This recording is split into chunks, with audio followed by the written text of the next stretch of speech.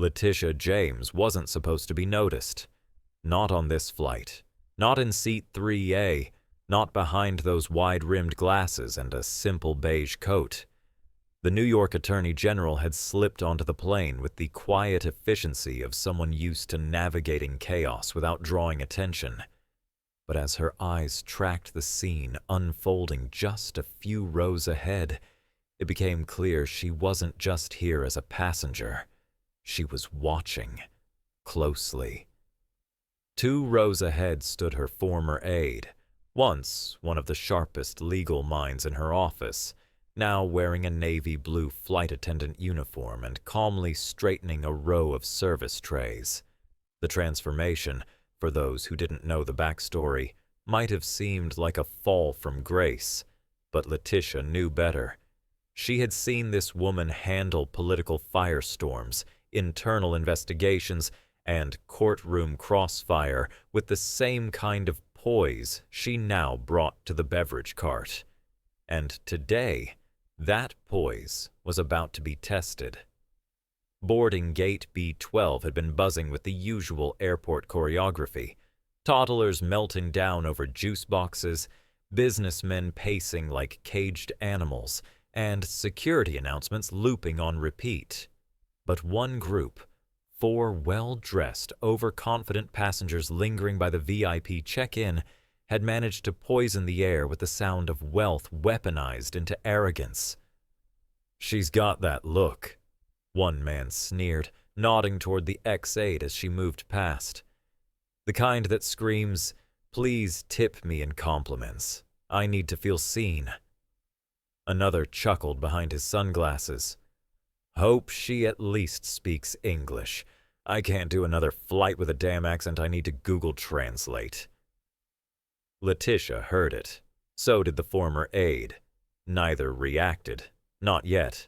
The woman's name tag read Jackson, but her spine spoke volumes. Straight, unyielding, immune to pettiness. She offered a polite nod to the gate agent, adjusted a tray of menus, and stepped aside as the group boarded last, like royalty gracing a lesser kingdom. Inside the aircraft, their performance began. One man snapped his fingers, twice, before even stowing his bag. "Can someone grab me a decent glass of wine, preferably from this decade?" A young attendant hesitated. "Sir, we'll begin service after takeoff." "Then find me your supervisor," he barked, waving her off like a mosquito. That's when Jackson approached. "Good morning, sir," she said evenly. "I'm the lead on this flight. Can I assist you?" The man looked her over. His grin was slow, calculated. "You can assist me," he said, "by finding someone whose first language isn't TikTok slang. Or is that too much to ask these days?" His companion, a woman wrapped in designer silk and disdain, smirked. She probably went to one of those equity training programs. You know, the kind where competence is optional. The laughter that followed was loud, performative, and empty. Jackson stood still. "We aim to meet the needs of every passenger," she replied. "Is there a specific request, or would you prefer to keep testing your sense of humor?" Silence. A few rows back, a man put down his newspaper. A teenager angled his phone discreetly, and Letitia James, now leaning slightly forward in her seat, raised one eyebrow. The man huffed. "I'll be expecting champagne, with actual ice this time." "Understood." Jackson nodded. "And, ma'am, would you like anything while we're still pretending you have taste?" The woman's mouth fell open slightly. "Excuse me?" "Sorry." Jackson smiled politely. "I meant, would you prefer sparkling or still water before takeoff?"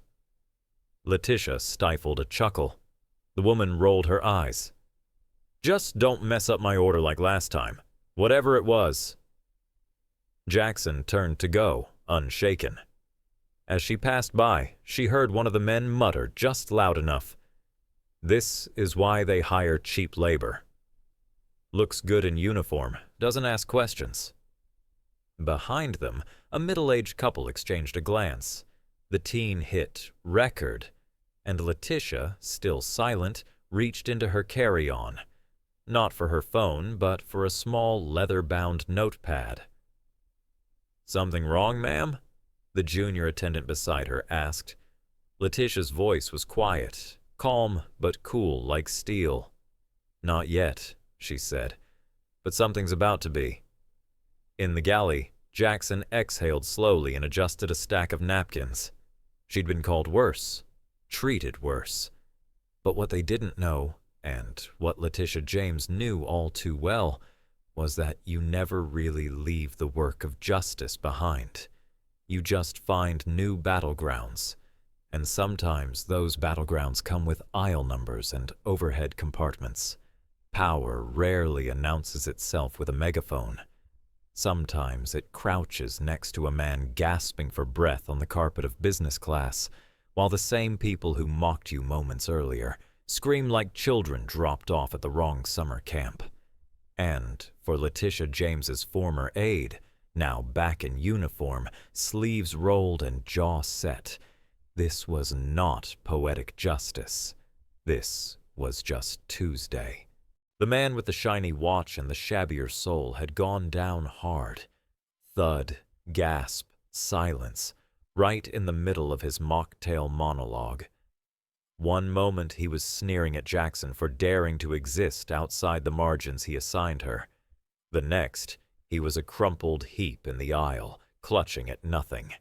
The irony landed faster than the plane ever could. "He's not breathing!" one of the women shrieked, her tone leaping from Malibu brunch to courtroom drama in under 5 seconds. "Somebody do something!" Another man, the one who demanded seat upgrades like he was negotiating a hostage release, stood frozen, his eyes darting between Jackson and the unresponsive body, as if he'd just realized that racism didn't come with a CPR clause. Jackson didn't pause for their approval. She dropped to her knees, fingers to the man's wrist, eyes scanning his face with clinical precision. "Sir, can you hear me?" she said, her voice calm enough to shame half the Senate. No response. Pulse? Weak. Breath? Barely. Dignity of the surrounding passengers? Non-existent. Behind her, the cabin was spiraling. Calls for help, murmurs of panic, and that uniquely modern soundtrack of cell phone cameras clicking into record mode. But Jackson moved with the clarity of someone who'd once been trusted with far bigger crises than a businessman's collapsing ego. "First aid kit, now," she told the nearest junior attendant. "Also, page for medical personnel on board. We stabilize him until we know more."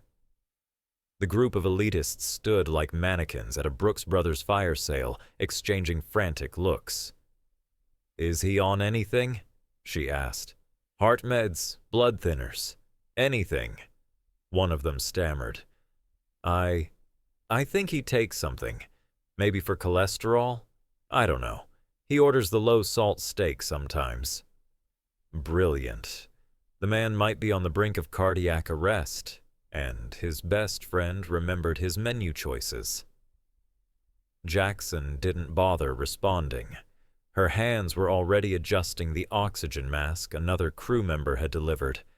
The plastic hissed to life as she gently fitted it over the man's face. His chest rose, shallow but consistent. Just then, a calm voice from the rear. "I'm a doctor. May I assist?"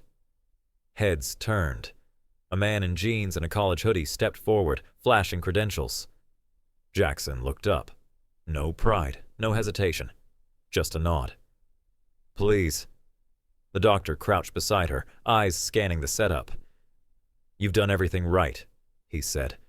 "Vitals are stabilizing. Whoever trained you deserves a medal." "I trained me," Jackson replied. Deadpan. Public sector. Tougher crowd. Over the next few minutes, the tension in the cabin shifted. It was no longer centered on the dying man. It was on the living contradiction beside him. The woman they'd laughed at, dismissed, belittled, now orchestrating a crisis response like it was a boardroom strategy session. Letitia James hadn't moved from her seat, but her eyes hadn't left the aisle. Watching her former aide take control was like watching a case close itself.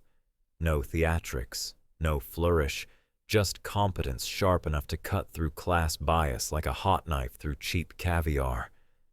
By the time the man's pulse had steadied, the mockery had evaporated. His head rested on makeshift pillows. Jackson arranged herself, because dignity isn't something you rent in first class. "Thank you," one of his companions said, voice cracked like glass under pressure. We don't know what we would have done without you." Jackson rose slowly, straightening her blazer. "It's my job," she replied, and that's when it hit them. They had no idea what her job really was. As she turned to step away, a thumbs up came from a passenger in row 5. She returned it with a slight nod, professional as ever. Meanwhile, the once vocal quartet had been reduced to background silence. No more finger snapping, no more designer sarcasm. Just a slow, dawning realization that the woman they'd ridiculed had saved their friend, their pride, and possibly their lawsuit exposure, all before the beverage cart made it to row 7. Back in the galley, Jackson inhaled deeply, realigning herself. It wasn't vindication she felt. It was muscle memory.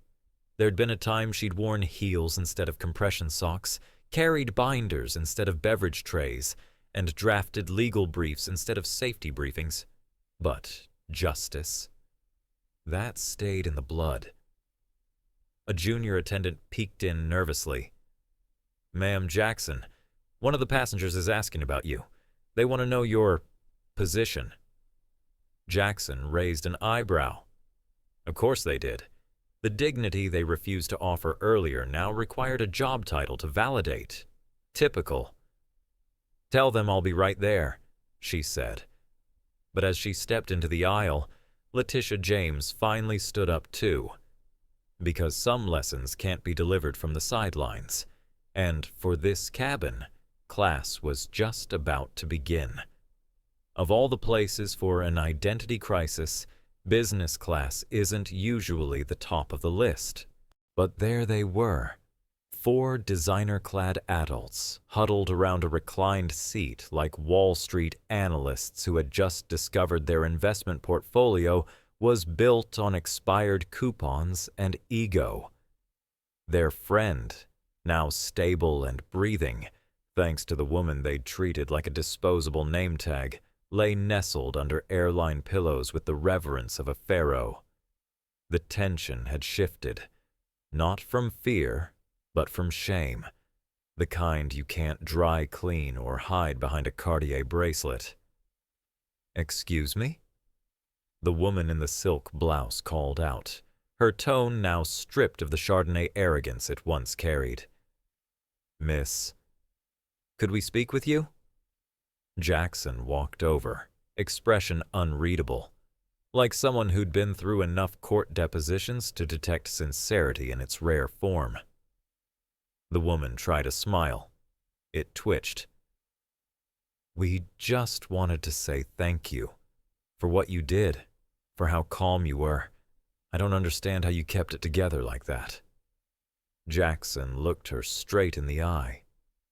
"Training," she said simply. "We're prepared for a range of situations, including this." It was the kind of answer that made corporate HR departments swoon, but it wasn't what the group wanted.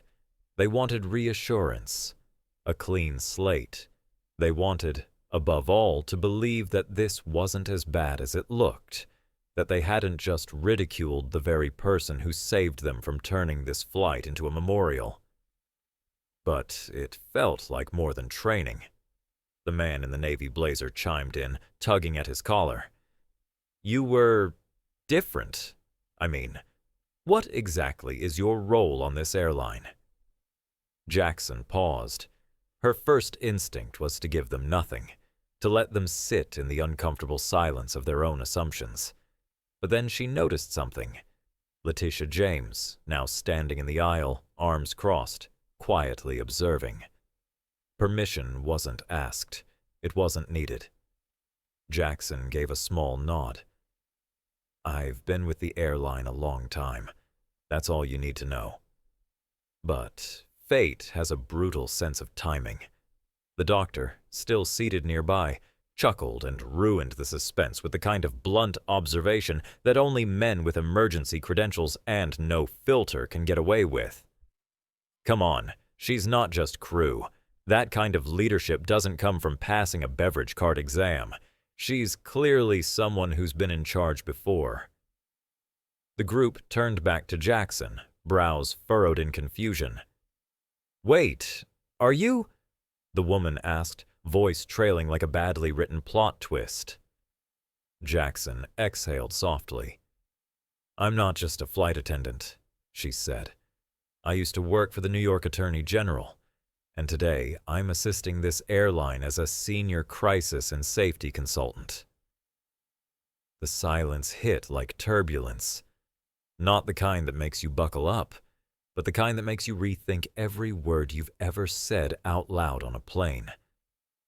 One of the men blinked like his stock options just tanked. "You worked for Letitia James?"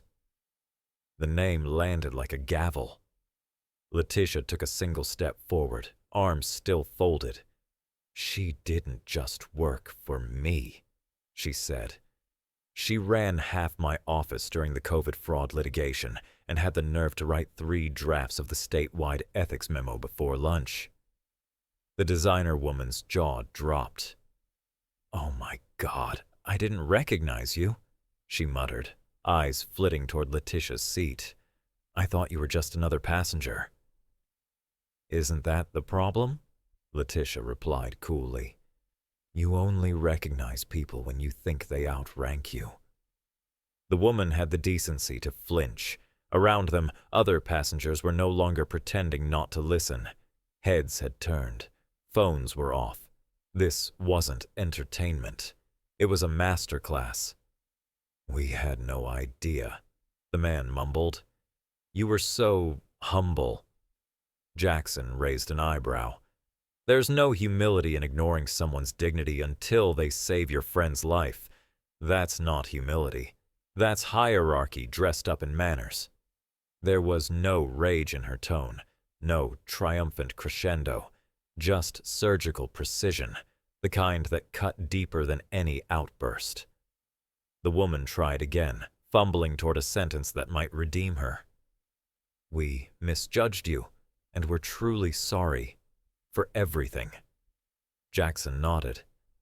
"Apologies are noted, but change doesn't come from saying sorry. It comes from not needing to next time." Letitia added, "And if you're really serious about change, I suggest starting by tipping your worldview, not just your flight attendant." It was almost too much. Almost.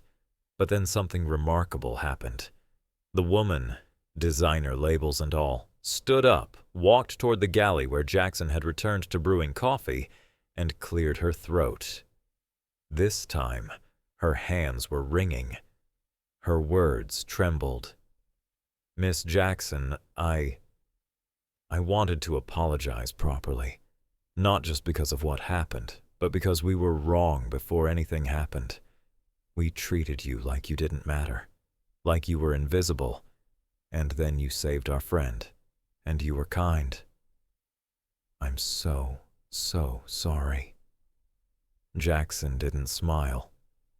Not this time. She studied the woman for a moment, then answered with a quiet, "Thank you." Not an absolution, not a hug, just a thank you, because sometimes that's all grace requires. But something else was already in motion. The cabin had shifted. Eyes were watching. Minds were ticking. And Letitia James was no longer just a silent witness. She had one more move to make, one that would take this lesson far beyond 30,000 feet.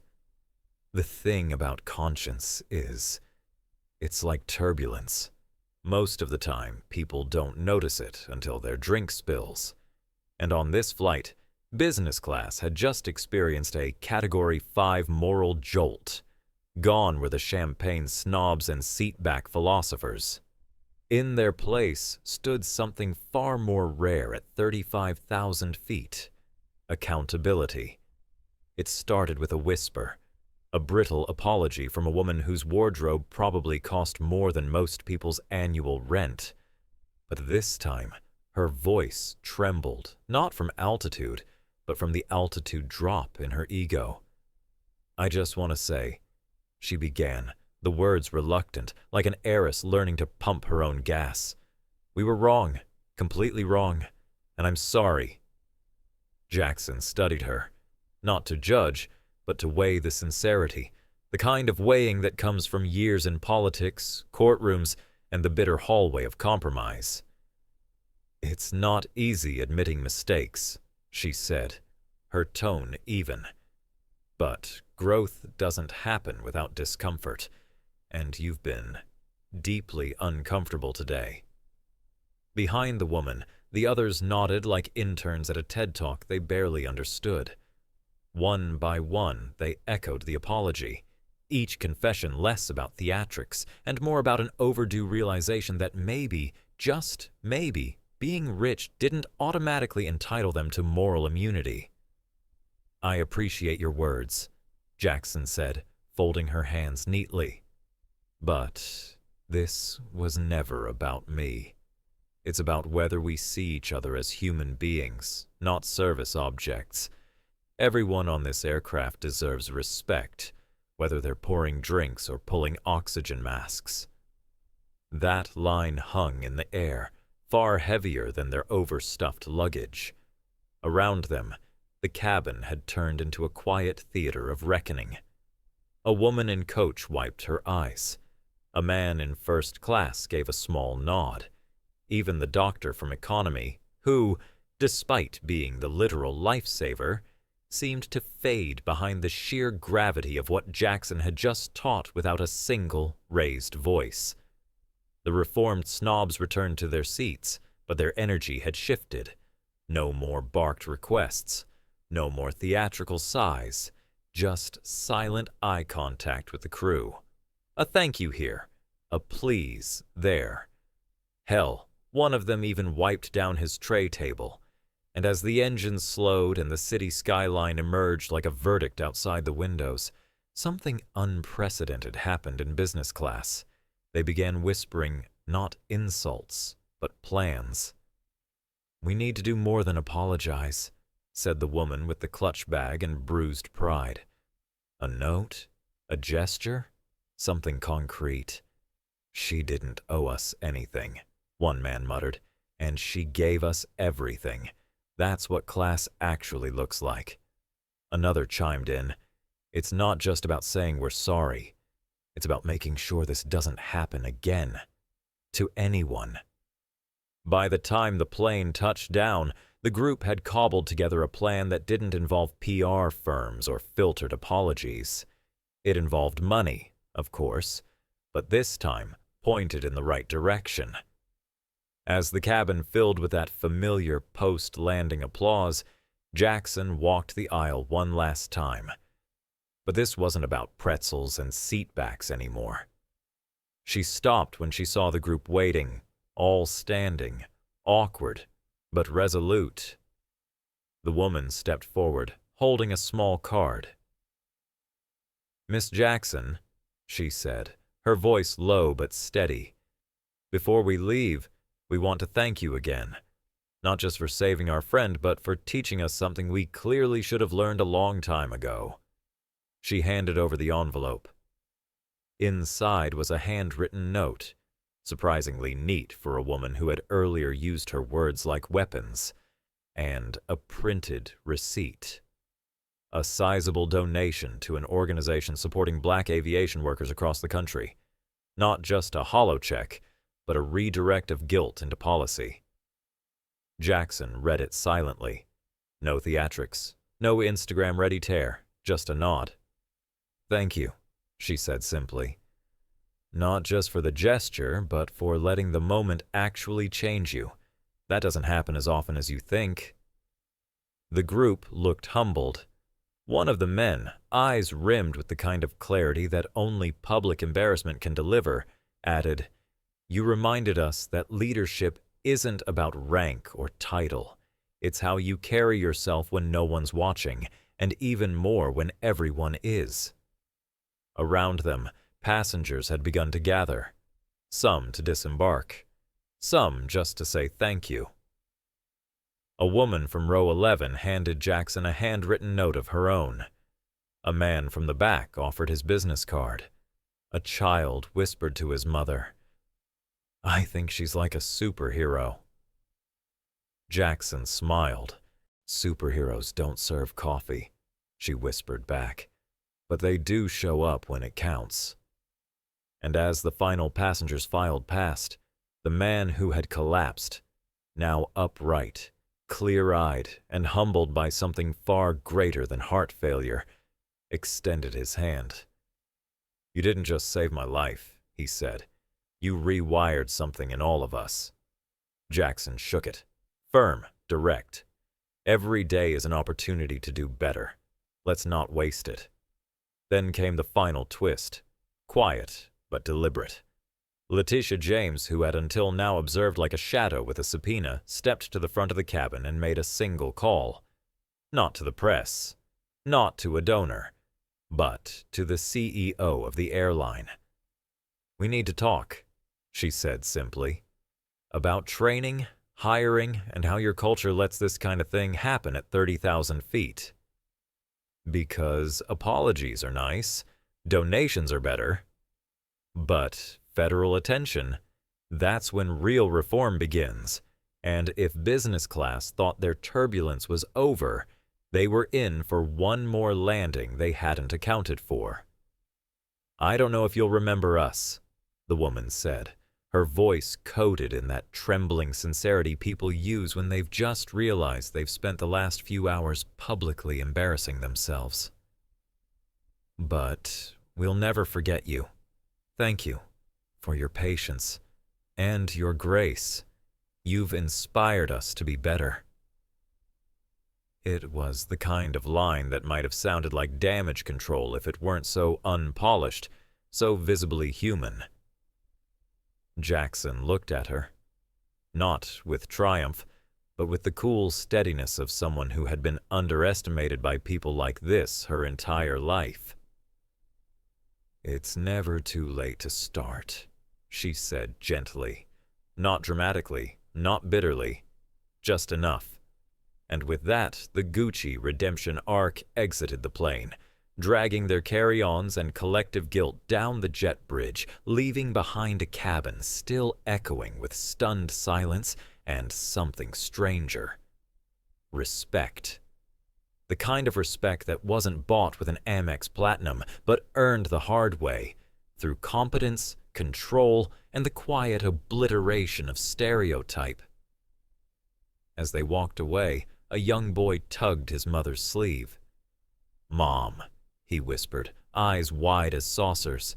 "She's like a superhero." Jackson, who had spent the entire flight navigating not just turbulence in the sky, but turbulence in America's class psyche, allowed herself a rare chuckle. Superhero? Maybe. Though in her experience, real superheroes didn't wear capes. They wore name tags. They wore restraint. They wore layers of patience sewn into polyester. She turned her gaze toward the terminal, sunlight slanting across the windows in long golden beams. Somewhere, another crisis was boarding. Another ego would demand a cocktail with contempt. But for now, this moment, this one damn flight had shifted something. Not everything, not enough, but something. Back in the crew room, the team had gathered, wide-eyed and hushed. A junior attendant, barely out of training, still blinking from adrenaline, stepped forward. "Ma'am Jackson," she said, How do you stay so calm? So composed, even when people are awful? Jackson paused, turning a paper cup in her hands like it held the secret. It's not always easy, she admitted, but most people carry a battle you can't see. Some carry bias, some carry fear, and some just carry too much privilege to realize how little they understand. She looked around the room. But none of that means we stoop to their level. It means we stay standing when it's easier to explode, because that's where power lives, not in rage, but in restraint. She offered a half smile. And sometimes a little humility can knock more people off their pedestal than a lawsuit ever could. Her words hung in the air, not motivational poster fluff, but hard-earned truth.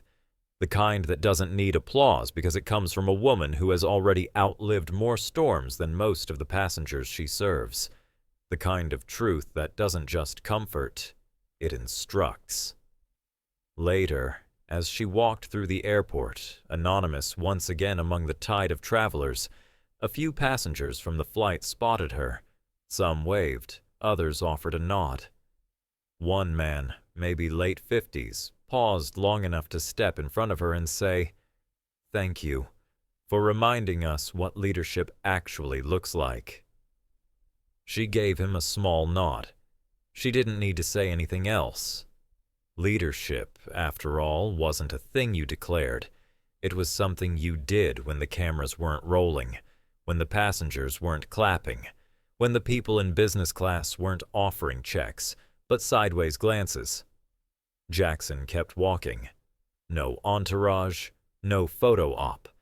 Just a woman in flats, moving toward her next gate, carrying nothing but a duffel bag, and the knowledge that for a few hours, at 30,000 feet, she'd managed to shift a few minds without raising her voice. And somewhere behind her, Letitia James, still on the phone with the CEO, still drafting accountability in her head, smiled. Because this story was never about titles. It wasn't about airline hierarchy or who got their sparkling water first. It was about the reckoning that happens when real professionalism meets unchecked power. It was about watching the gods of entitlement realize they bleed just like everyone else, and that sometimes the people they step over are the only ones who know how to keep them breathing. So, if you're still asking what real leadership looks like, here's a hint. It doesn't strut. It doesn't shout. It doesn't need a nameplate or a press release. It walks quietly through Terminal C, boarding pass in hand, prepared to clean up the mess arrogance always leaves behind. And if you're lucky, it brings coffee. Now tell me, who's really flying the plane?